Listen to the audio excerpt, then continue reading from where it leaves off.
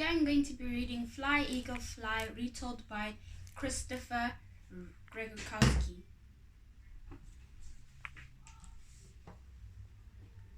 A farmer went out one day to search for a lost calf. The little herd boys had come back without it the evening before, and that night there had been a terrible storm.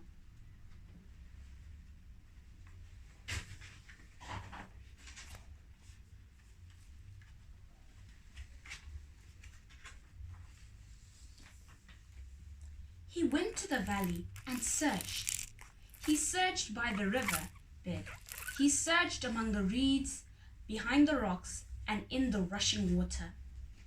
He wandered over the hillside and through the dark and tangled forests where everything began, and then out again along the muddy cattle tracks. He went in the long thatch grass, taller than his own head. He climbed the slopes of high mountains with its rocky cliffs rising to the sky. He called out all the time, hoping the calf might hear, but also because he felt so alone. His shouts echoed off the cliffs. The river roared in the valley below. He climbed up a gully in case the calf had huddled there to escape the storm, and that is where he stopped. For there, on a ledge of a rock, close enough to touch, he saw the most unusual sight. An eagle chick, very young, hatched from its egg a day or two before, and then blown from its nest by the terrible storm. He reached out and cradled it in both hands. He would take it home and care for it. And home he went, still calling and calling in case the calf might hear.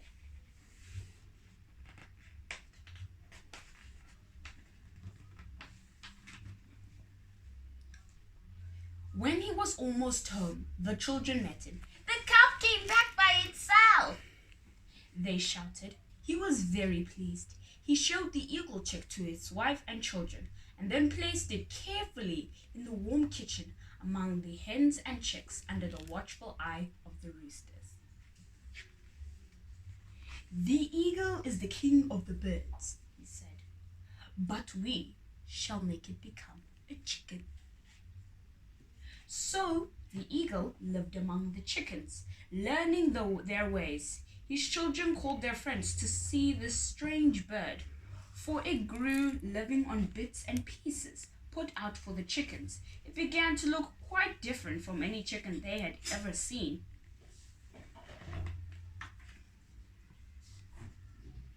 One day, a friend dropped by for a visit. He and the farmer sat in the door of the kitchen smoking their pipes. The friend saw the bird among the chickens. "Hey, that's not a chicken, it's an eagle."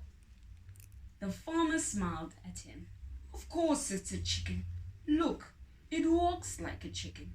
It talks like a chicken. It eats like a chicken. It thinks like a chicken.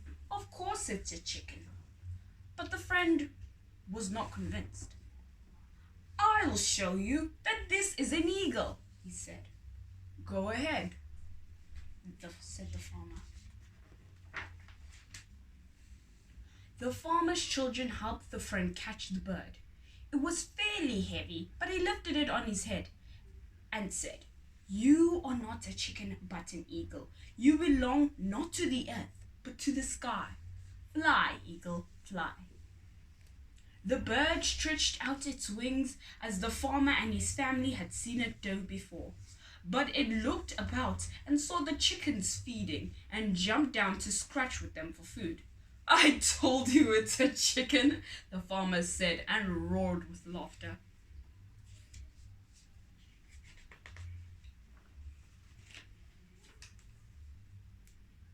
The next day, the friend was back. "Farmer," he said, "I will prove to you that this is no chicken, but an eagle. Bring me the ladder." With a large bird under one arm, he struggled up the slippery thatch of the tallest hut. The farmer doubled over with laughter. It eats chicken food.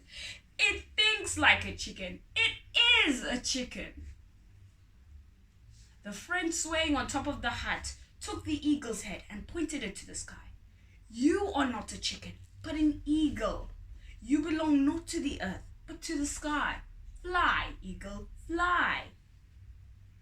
Again the great bird stretched out its wings. It trembled and the claws clasped his hand open. Fly, eagle, fly! The man cried. But the bird scrambled out of his hands and slid down the thatch and sailed among the chickens. There was much laughter.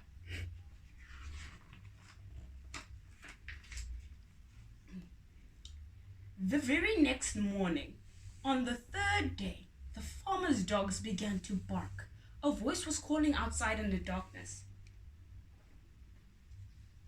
The farmer ran to the door. It was his friend again. Give me one more chance to be with the bird, he begged. Do you know what time it is? It's long before dawn. Are you crazy? Come with me. Fetch the bird. Reluctantly, the farmer went into the kitchen, stepping over his sleeping children, and picked up the bird, which was fast asleep among the chickens. The two men set off, disappearing into the darkness.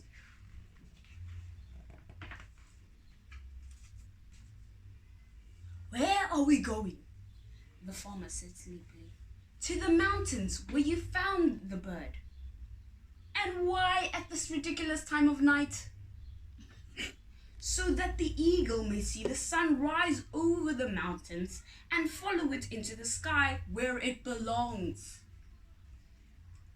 They went into the valley and crossed the river, the friend leading the way. The bird was very heavy and too large to carry comfortably, but the friend insisted on taking it himself. Hurry, he said, or dawn will arrive before we do.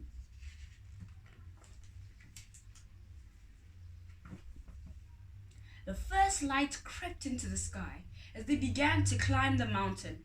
Below, they could see the river sneaking along like a long, thin ribbon through the grasslands, and the forest and the veldt stretching downwards towards the sea. The wispy clouds in the skies were pink at first and then began to shimmer with golden brilliance. Sometimes their path was dangerous. It clung to the side of the mountain, crossing narrow shelves of rock and taking them into dark crevices in and out again. They were both panting, especially the friend who was carrying the bird. At last he said, "This will do." He looked down the cliff and saw the ground hundreds of meters below. They were near the top.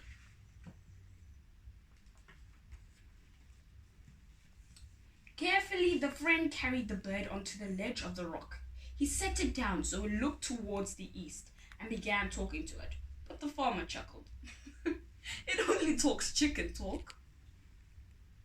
But the friend continued, telling the bird about the sun, how it gives life to the world, how it rains in the heaven, giving light in each new day. Look at the sun, eagle. And when it rises, rise with it. You belong to the sky, not to the earth.